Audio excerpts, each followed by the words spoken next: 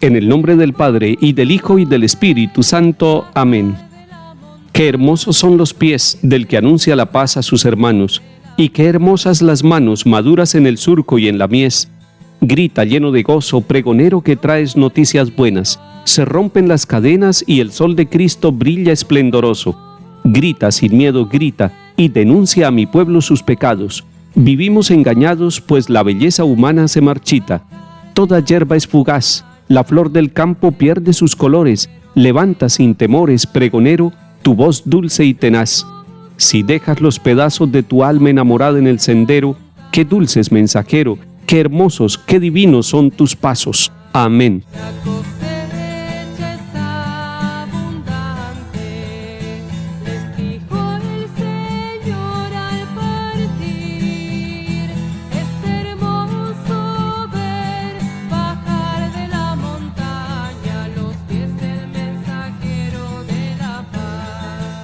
Lectura de la carta del apóstol San Pablo a los Gálatas, capítulo 2. Hermanos, transcurridos 14 años, subí otra vez a Jerusalén en compañía de Bernabé, llevando también a Tito. Subí por una revelación. Les expuse el evangelio que predico a los gentiles, aunque en privado a los más representativos, por si acaso mis afanes de entonces o de antes eran vanos.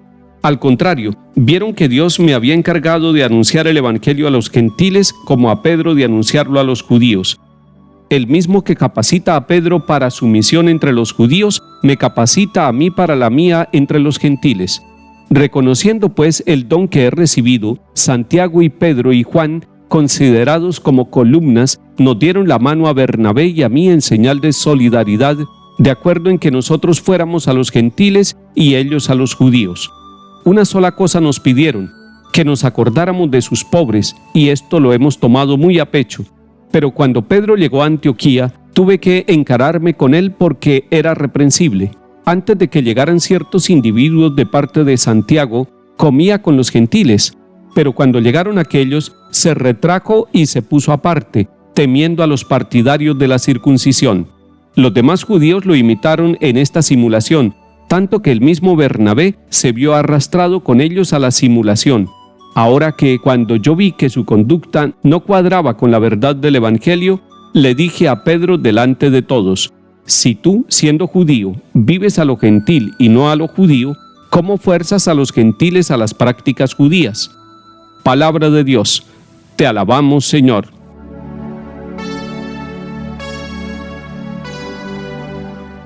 El misionero Pablo, en la carta a los Gálatas, nos está contando su experiencia de fe y su experiencia misionera. Nos está diciendo que sube por segunda vez a Jerusalén. Nos había contado que subió 3 años después de conocer a Cristo y de tener la experiencia cercana con el Señor. Había conocido a Pedro y también a Santiago. Ahora, transcurridos 14 años, sube otra vez a Jerusalén. Ha durado 14 años misionando, yendo de pueblo en pueblo. Durante estos 14 años, él estuvo acompañado por Bernabé, pero además está acompañado por Tito y ellos lo acompañan a Jerusalén a este viaje para encontrarse con los que son llamados columnas de la fe, es decir, con Pedro, con Santiago y con Juan. Es muy interesante que un misionero de la calidad de San Pablo, después de 14 años de estar predicando, busque humildemente encontrarse con los pilares de la fe. Busque encontrarse con Pedro. ¿Eso qué nos está diciendo? Que Pablo quería saber si lo que estaba predicando, si el evangelio que él estaba anunciando durante todo este tiempo, lejos de los apóstoles, en distintos lugares y con distintos peligros, había sido realmente un evangelio ceñido a la verdad que Cristo quería que anunciáramos, o estaba anunciando una verdad simplemente personal y humana. Es un acto de humildad porque él reconoce que él es humano y que puede equivocarse en la predicación y que por tanto necesita ir a la fuente principal, que son los mismos apóstoles. Es un acto de fe porque reconoce a Pedro, a Santiago y a Juan como los pilares, como los discípulos que estuvieron con el Señor. Pero además es un acto de eclesialidad. Y por eso es muy importante que nosotros, hombres y mujeres, siendo misioneros, llamados a anunciar el evangelio con nuestra vida y con nuestra palabra, siempre estemos bebiendo de la fuente que es la Iglesia. Por eso es muy importante que el catecismo de la Iglesia Católica sea compañero de nuestro camino, de nuestra misión y de nuestro viaje, porque podemos tener dudas, pero allí en la Sagrada Escritura y en el Catecismo de la Iglesia encontramos las clarificaciones. Y si aún tenemos dudas, tenemos a los sacerdotes, tenemos a los obispos, tenemos a la Santa Sede, tenemos al Papa, para que nosotros podamos clarificar y de esa manera vivamos en comunión esa acción misionera que queremos vivir en el nombre del Señor.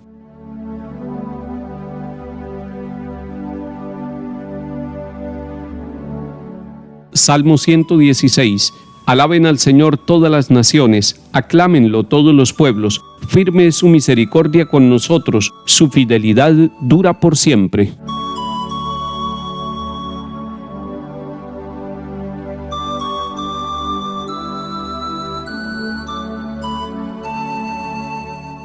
Lectura del Santo Evangelio según San Lucas, capítulo 11. Una vez que estaba Jesús orando en cierto lugar, cuando terminó, uno de sus discípulos le dijo: Señor, enséñanos a orar como Juan enseñó a sus discípulos. Él les dijo: cuando oren digan: Padre, santificado sea tu nombre, venga tu reino, danos cada día nuestro pan del mañana, perdónanos nuestros pecados, porque también nosotros perdonamos a todo el que nos debe algo, y no nos dejes caer en la tentación. Palabra del Señor. Gloria a ti, Señor Jesús.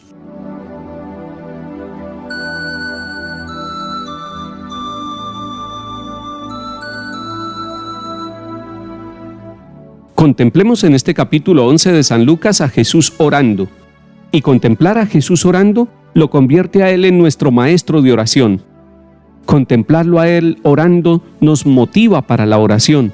La oración nos hace bien, la oración nos saca de los ambientes de duda, la oración nos da la fortaleza para el trabajo de cada día, la oración nos da la alegría del contacto con el Señor, la oración nos da sabiduría, la oración le da paz a nuestro corazón, la oración nos hace misioneros. No puede haber un misionero o misionera que no ore al estilo de Jesús. Él es el gran misionero, pero es un misionero orante. Jesús está orando, no solamente para darle testimonio a sus discípulos para que lo vean orando, sino porque Él necesita la oración, necesita el contacto con Dios Padre. Los papás y las mamás que son misioneros y los primeros misioneros dentro de la familia también necesitan oración. Orar por sus hijos, orar el uno por el otro como esposos, orar para que puedan cumplir esa misión hermosa, delicada, difícil, pero tan importante que el Señor les confió dentro de su propio hogar. Jesús está orando y uno de los discípulos se le acerca y le dice: Señor, enséñanos a orar. Nosotros también tendríamos que decirle: Señor, enséñanos a orar. Y todos tenemos que aprender a orar. Nadie puede decir: yo ya soy un maestro de oración, yo empiezo a repetir palabras y con eso hago una oración, y esa es la oración que le agrada a Dios, y esa es la oración que yo quiero decirle al Señor. Recordemos que la oración es movida por el Espíritu Santo, y recordemos que la oración además va acompañada de los sentimientos de nuestro corazón. El Catecismo de la Iglesia Católica, en el número 2697, nos habla de la vida de oración. Y nos habla de la oración vocal, es decir, de la oración que podemos decir con nuestros labios. Se hace también la oración silenciosa de la meditación. Y nosotros, los seguidores de Cristo, deberíamos aprender a equilibrar entre la oración vocal, la oración que se dice para que otros la escuchen, y la oración mental, la meditación para que nosotros podamos contemplar en la oración la presencia misericordiosa de Dios.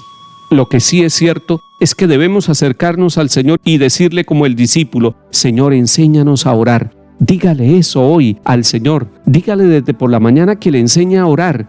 No diga que usted sabe orar, que usted es un maestro o una maestra de oración y así tenga mucha experiencia en la oración. Dígale con humildad como este discípulo: Señor, enséñanos a orar. Y Él nos dirá: cuando vayan a orar, dirijan esa oración al Padre. Por eso es que en la iglesia, y sobre todo en la celebración de la Eucaristía, todas las oraciones van dirigidas al Padre por Cristo en el Espíritu Santo. Señor, enséñanos a orar. Enséñanos a orar con la iglesia y con nuestra propia familia. Enséñanos a orar con palabras y con el silencio de nuestra vida. En el nombre del Padre, y del Hijo, y del Espíritu Santo. Amén.